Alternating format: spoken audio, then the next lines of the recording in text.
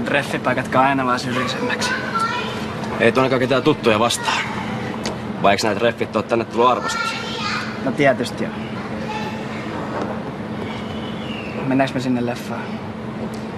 No en mä kyllä taida jaksaa. Mitä jos hengattais vaan? Kun saadaan kerrankin olla rauhassa. Ja mitä sä haluat? Tuu, nyt ikuistetaan tää hetki.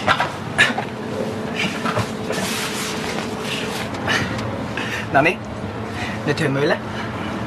Mä sanoin hymyile. Sitten bodausasennot.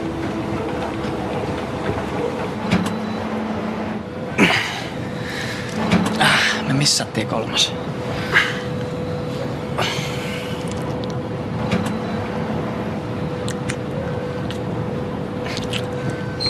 Noniin, jatketaanko matkaa?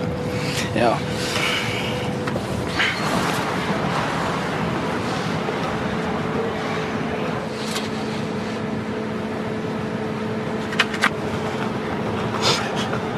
Jos nämä kuvat joutuis väärin käsiin, niin kaikki sais tietää, että me ollaan homoja. Ja hulluja. Mä jemmaan nää vaikka mun tyyny alle. Sä oot ihan Tintin näköinen. Oot sä sit se koira vai kippari? No kippari tietty. Tää on ihan sairaan sopa. Jos mä voisin, mä lähettais sen mulle antaa.